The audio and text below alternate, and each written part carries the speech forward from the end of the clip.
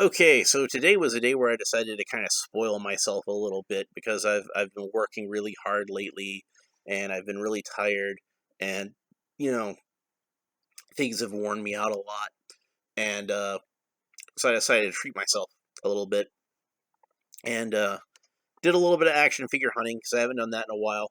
And also I went to see Spider-Man No Way Home. Is that what this one's called? It was good. I liked it. But I thought it was funny that on the day where I went to see the new Spider-Man movie, the one of the newest Masters of the Universe Origins figures I have is a Spider-Man, and this is Webstor, not to be confused with the '80s sitcom starring Emmanuel Lewis. He is the evil master of escape. So, and he comes with Rock and a Hard Place, which, like I mentioned in my review of the Green Goddess, that is my favorite mini comic that I've read so far. So, if you want a review of that mini comic, please watch that video. In fact, just like if you only watch one of my videos other than the one you're obviously watching right now, watch that Green Goddess video because I really like that mini comic. So on the back here we have Webstor. It looks like he's rappelling up the mountain, being pulled by his backpack with the grappling hook, and he's got his laser rifle, and it says, "With sinister stealth and trap-making mind, Webstor poses a threat to the bravest and the brightest." And you can see Buzz off chasing after him, and He-Man's just kind of standing around at the bottom. And then it's got some artwork to demonstrate: attach hook and line, pull line gently, make the climb. So it's nice that they actually have the gimmick on here, because a lot of times they wind up skipping over the gimmick because, this is like more about the articulation than the gimmick. And that's fine because I love articulation. But I was kind of wondering if Webstor would have a working backpack. So I am pleased that he does. So let's go ahead and take Webstor out of the real quick. Just glance at the cross-cell artwork for the characters here. I talk a little bit more in detail about those in my Stratos review. So please feel free to check that. No wait, this is a different one. So this is the one. This is the one I would have talked about it in the Green Goddess review. I'm sorry. So I got Stratos today also, so that's why I'm getting mixed up. But we'll go ahead and go over it real quick. You got the Lords of Power, Beastman, Webstor, Stinkor, and the Green Goddess. So out of all of these, I now have all of them except for Lords of Power, Beastman. That means he has a Stinkor review is coming up. So keep an eye out for that. Let's go ahead and open Webstor. So, Masters of the Universe villains were usually the coolest characters, and it seemed like it was pretty easy to come up with a cool Masters of the Universe villain because all you really had to do was think of some kind of, animal that was creepy or gross or whatever, and, make that into a character. So here we go, we got, a spider.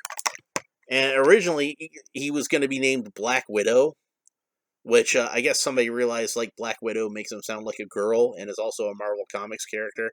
But you can see that the emblem on its chest is based on a Black Widow spider. And it looks like... Okay, so here's his rifle in the back. And thankfully, it's a remold of the original Castle Grayskull rifle, not the Origins Castle Grayskull rifle, where it's in that sort of... It looks like a Rob Liefeld gun. So, not exactly what I wanted. I cut a rubber band. That's the first time I've done this today. Because I don't want to take a chance on messing up this backpack. So I didn't want to kind of yank him. I didn't mind yanking, the last three figures out. But him, I want to be gentle because I don't want to mess up this backpack. So we can see that the rubber bands are still stuck in his elbows, because that's going to happen. Put that little trash bag down there. And his cord is wrapped around his backpack. So I guess when you store it, that's how you need to store it, is you need to wrap it around his backpack. So it does unwrap, of course.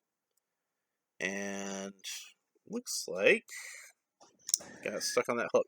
So there's hooks that you can wrap it around. They just had it wrapped around like the whole backpack. But I guess you can kind of go back and forth on these hooks and wrap it up that way.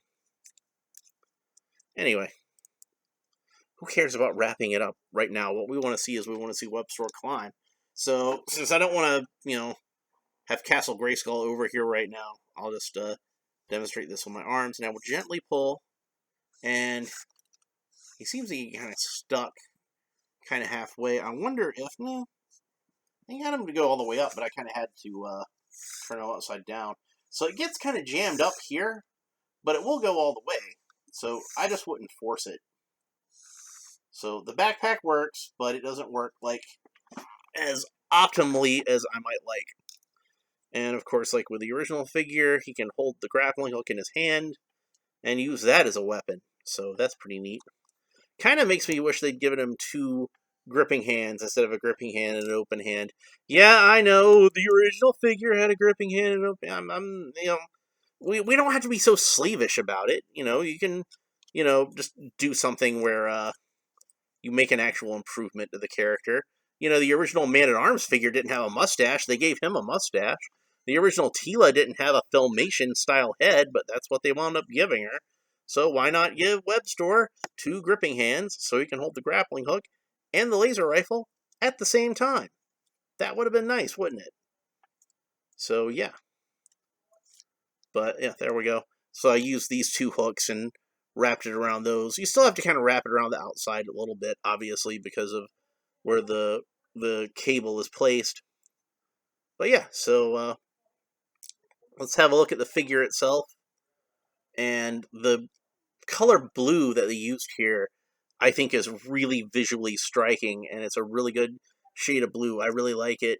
It is a different shade of blue from the original Webstor figure, and like with most of these Origins figures, it's a much brighter, more vibrant shade of blue. It's still dark, but it's bright. You know what I mean? It's like this kind of electric sort of blue that just kind of leaps off the pegs at you.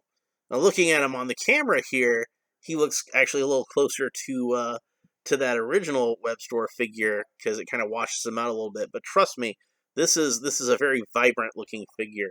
So let's set him down for a second and get this. This came loose a little bit. There we go. So I'm going to put that back. And then what we're going to do... I don't trust sitting him there. Because what's going to happen is he's going to fall backwards, and he's going to hit that mouse pad, and that's going to mess up the video. So I'm not going to do that anymore. Let's slice through this plastic bag and get out his laser rifle.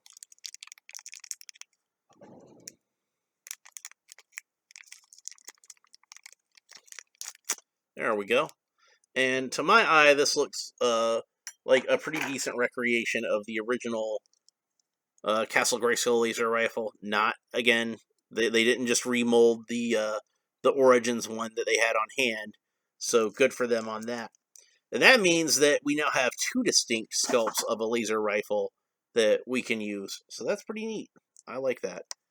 Now, the original figure, of course, being like a more 5-point of articulation kind of figure, there was no way to get him into a 2-handed rifle pose. But since this is a much more articulated figure, I think we could probably get him into a 2-handed rifle pose. So I'm going to try to do that. So first I'll obviously put the laser rifle into the gripping hand, because he's going to have to grip it there. And this is how Webstor would have held his rifle in the original figure. There would have been no other way for him to do it. Just, shooting from the hip, holding it like it's a pistol, that sort of thing. But with added elbow articulation, with added elbow articulation, yep, we can get a pretty cool 2-handed rifle toting pose out of Webstor. So that pleases me to no end. So, I'm a big fan of G.I. Joe, so I like having figures that can hold a rifle and 2-handed grip. So that's pretty cool. So Webstor is a definite recommend. Um, he might not be as iconic of a villain as, say, Beastman or Trapjaw, but he's definitely a good sort of utility player to round out your villainous squad. So I would definitely highly recommend Webstor as part of your Masters of the Universe Origins collection. If you can find him, definitely pick him up. He's really cool. So that's it for this episode. If you enjoyed it, please like and subscribe and all the fun YouTube stuff down below. Leave a comment. Let me know what you think of Webstor and the original Webstor. Let me know what you think of this Webstor. Let me know what you think of the classic Webstor. That was a figure that I was not able to get in the classics line, much to my disappointment. So hopefully they'll make one in the Masterverse line, because you know how I like to have Masterverse figures to fill out my classics that I wasn't able to get a hold of. If not, maybe if I can get a second one of him, I can kind of customize something together. Like get another Skeletor and put the armor and the head on that one and paint him to be like a darker shade of blue. I think that would probably work out really well. Anyway, that's pretty much it for this episode. Thanks for watching. We'll talk to you next.